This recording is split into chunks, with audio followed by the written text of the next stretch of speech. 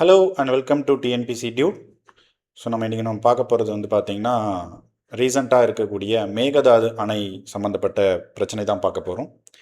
So Tamil Nadu சட்டசபையில் கர்நாடக அரசாங்கம் கட்டக்கூடிய மேகதாது அணைக்கு எதிரான ஒரு தீர்மானம் நிறைவேற்றப்பட்டிருக்கு.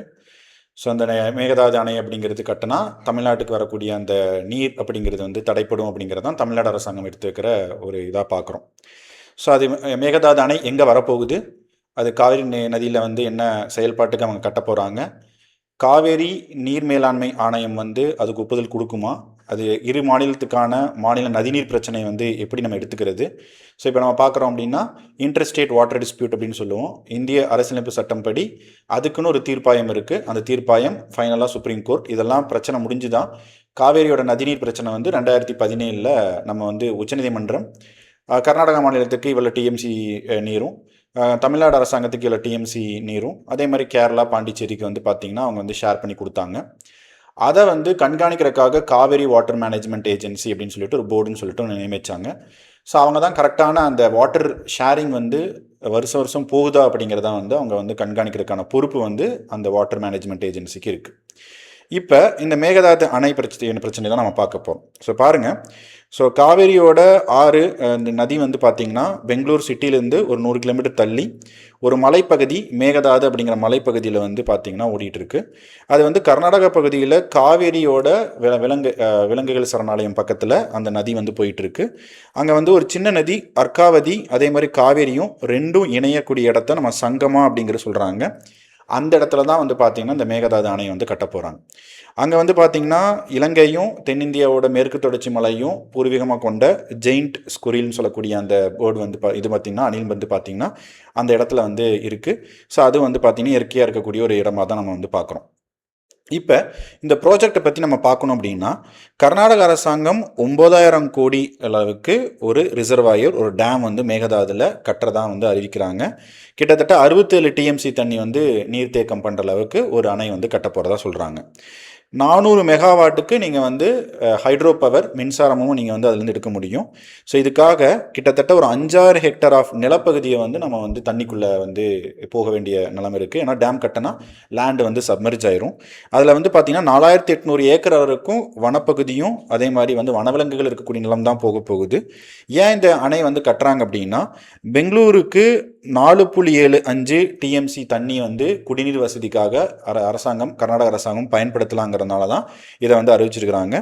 ஸோ அப்போ பாருங்கள், பிப்ரவரி 2018 காவேரியோட அந்த ஜட்ஜ்மெண்ட்டில் பார்த்தீங்கன்னா குடிநீருக்காக பெங்களூருக்கு சிட்டிக்கு காவேரி நீர்லேருந்து ஒரு 4 டிஎம்சி நீங்கள் எடுத்து யூஸ் பண்ணிக்கலாம் அப்படின்னு சொல்லியிருக்கிறாங்க.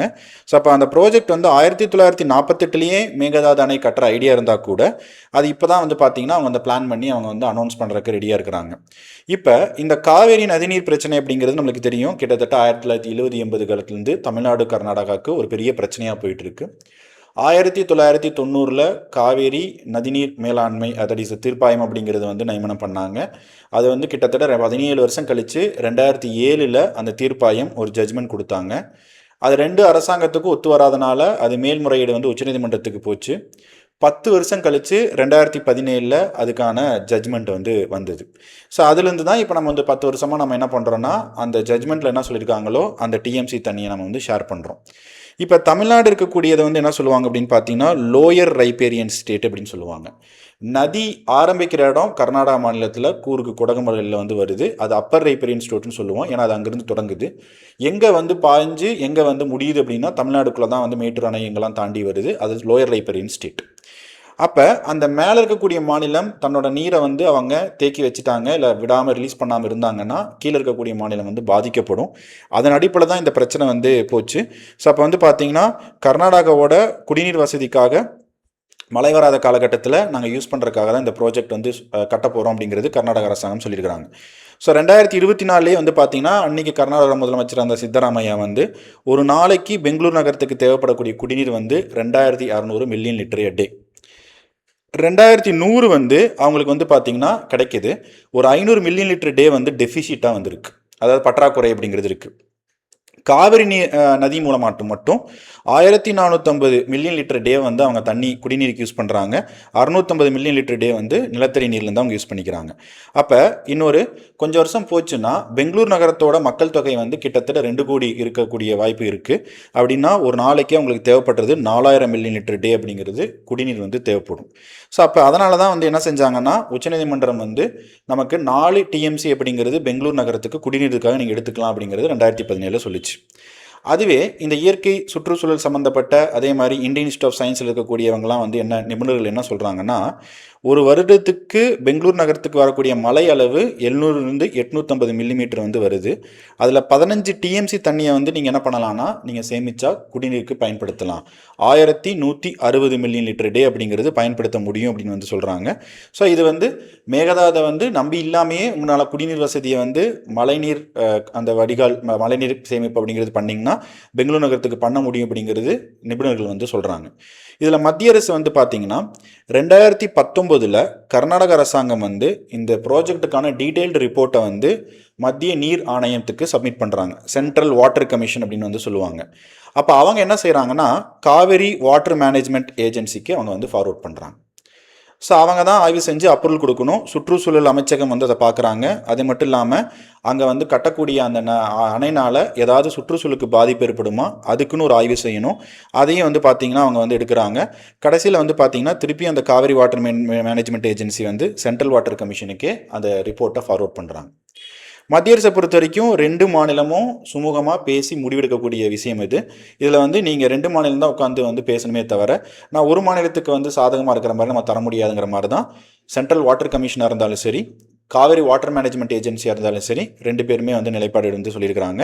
அப்போ இதில் வந்து பார்த்தீங்கன்னா இப்போ டேமுக்கான ஒரு ஃபஸ்ட் ஆஃப்கான இன்ஸ்டால்மெண்ட் மாதிரி அந்த 9000 கோடியில் ஒரு சில கோடிகள் வந்து நம்ம அலோகேட் பண்ணி அந்த டேம் ப்ராஜெக்டை ஸ்டார்ட் பண்ண சொல்லி இப்போ வந்து கர்நாடகாவோட முதலமைச்சர் DK சிவகுமார் அவர்கள் அறிவிச்சிருக்கிறாங்க பட்ஜெட்டில். ஸோ அப்போ வந்து பார்த்தீங்கன்னா இதனால தான் தமிழ்நாடு அரசாங்கம் சட்டமன்றத்தில் அதுக்கு எதிர்த்து தீர்மானம் அப்படிங்கிறது வந்து கொண்டு வந்திருக்கிறாங்க.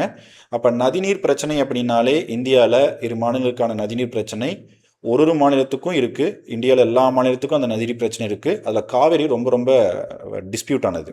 ஏன்னா இப்போ கோதாவரி அதெல்லாம் எடுத்துக்கிட்டிங்கன்னா வருடம் ஃபுல்லாக தண்ணீர் போகும், பிரச்சனை வராது. காவேரியில் இந்த 100 வருஷத்தில் சுற்றுச்சூழல் பாதிப்பு இயற்கை மாற்றம்னால அதாவது வரக்கூடிய அந்த பருவமழையே சில நேரத்தில் வந்து வராமல் போயிடுது. அப்போ நமக்கு வந்து டெல்டா பாசனத்துக்கு நீர்லாம் போகுது. அதே மாதிரி பெங்களூருக்கு குடிநீர் வசதி இல்லாமல் போகுது. இந்த மாதிரி சிக்கல்லாம் வரனால தான் காவிரி நதி நீரில் தமிழ்நாடு அரசாங்கத்துக்கும் கர்நாடக அரசாங்கத்துக்கும் பிரச்சனைகள் வந்து போகுது. ஸோ இது நம்மளுக்கு கான்ஸ்டியூஷனில் தெரியும், இன்டர்ஸ்டேட் வாட்டர் டிஸ்பியூட்னு சொல்லுவோம். காவிரி வாட்டர் ட்ரிபியூனல் அப்படின்னு சொல்லி நம்ம படிப்போம். அதே மாதிரி வந்து ஒரு இன்டர்ஸ்டேட் கவுன்சில் அப்படின்னு ஒன்று இருக்குது. அதுவும் வந்து இந்த வாட்டர் டிஸ்பியூட்லாம் வந்து பேசலாம், சுமூகமாக வந்து ஒரு சொல்யூஷன் கண்டுபிடிக்கலாம். ஸோ இந்தியாவை பொறுத்த வரைக்கும் நம்ம கூட்டாட்சி அந்த ஆட்சி முறையை வந்து நம்ம ஃபாலோ பண்ணுறதுனால அந்த மாநிலங்களுக்கு இடையான அந்த ரிசோர்ஸஸ் அலோகேஷனில் நதிநீர் மட்டும் இல்லாமல் மற்ற பிரச்சனைகளும் வரும். அது வந்து வரக்கூடிய இதுதான். ஸோ அப்போ இது வந்து எப்படி போக போகுது அப்படிங்கிறதான் பார்க்கணும். அந்த காவேரி வாட்டர் மேனேஜ்மெண்ட் ஏஜென்சி என்ன பண்ண போகிறாங்க, இல்லை சுப்ரீம் கோர்ட் இதுக்கு என்ன முடிவு எடுக்க போகிறாங்க, இல்லை central government ministry of water resources அதே மாதிரி சுற்றுச்சூழல் அமைச்சகம் இவங்க எப்படி இன்டர்வீன் பண்ண போகிறாங்க அப்படிங்கிறது தான் நம்ம வெயிட் பண்ணி பார்க்க போகிறோம். ஸோ இன்றைக்கி இந்த மேகதாது ப்ராஜெக்டை பற்றி வந்து தெளிவாக தெரிஞ்சுங்க. எக்ஸாம் பாயிண்ட் ஆஃப் வியூ ரொம்ப ரொம்ப இம்பார்ட்டன்ட். ஏன்னா வந்து உங்களுக்கு இதில் ஜாகிரஃபி இருக்குது, அதே மாதிரி பாலிட்டி, கான்ஸ்டியூஷன் இதெல்லாம் வந்து இருக்குது. தமிழ்நாடு சம்மந்தப்பட்ட நீர் அந்த ஆதார பற்றியும் பார்த்திங்கன்னா இந்த டாப்பிக்கில் வந்து கவர் ஆகுது. ஸோ இன்னொரு டாப்பிக்கில் நம்ம வந்து மீட் பண்ணலாம். தேங்க்யூ.